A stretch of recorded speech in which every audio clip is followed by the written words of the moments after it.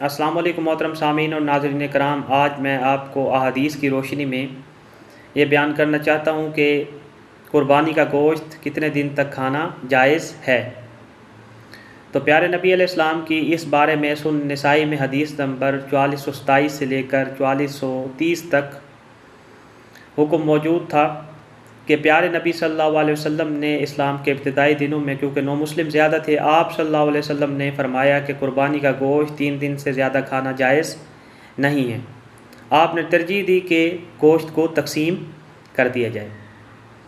پھر اسی طرح سنن نسائی میں حدیث نمبر 4434 میں نبی علیہ السلام نے فرمایا ہے، اسی حدیث کے کانٹیکسٹ میں، کہ پیارے نبی صلی اللہ علیہ وسلم نے فرمایا کہ میں نے آپ کو چند باتوں سے منع فرمایا تھا، میں اب اس کی آپ کو اجازت دیتا ہوں۔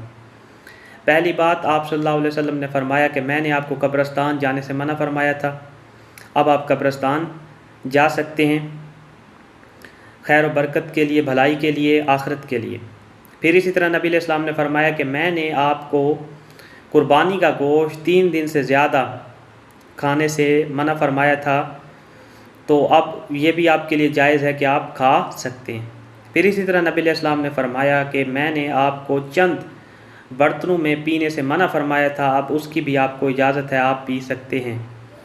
اس میں نبی علیہ السلام نے فرمایا کہ کوئی نشہ آور چیز شامل نہ ہو، آپ پی سکتے ہیں۔ تو یہ احادیث کی روشنی میں آپ کو واضح ہو چکا ہے۔ جزاک اللہ۔ السلام علیکم محترم سامعین اور ناظرین کرام، جیسا کہ میں گزشتہ کچھ دنوں سے قربانی کے اہم ترین مسائل کے بارے میں آپ کی خدمت میں ویڈیوز ارسال کر رہا ہوں، اسی طرح ناظرین کرام سب سے جو اہم سوال ان دنوں اٹھتا ہے وہ یہ ہے کہ قربانی کا گوشت کب تک کھایا جا سکتا ہے۔ تو پہل اسلام میں نبی علیہ السلام کی متفرق الحدیث ہے، کافی دفعہ ریپیٹڈ حدیث ہے کہ حضرت محمد صلی اللہ علیہ وسلم نے فرمایا کہ قربانی کا گوشت 3 دن تک کھایا جائے۔ پہلے یہ حدیث کافی دفعہ ریپیٹڈ ہے، سنن نسائی میں یہ حدیث 4430 سے پیچھے کافی دفعہ یہ جو ہے آئی ہے۔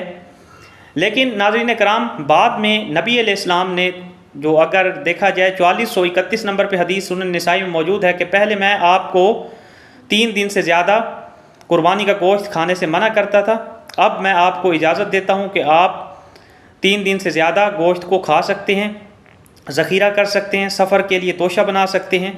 تو اس کی اجازت نبی علیہ السلام نے بعد میں دے دی تھی۔ جزاک اللہ۔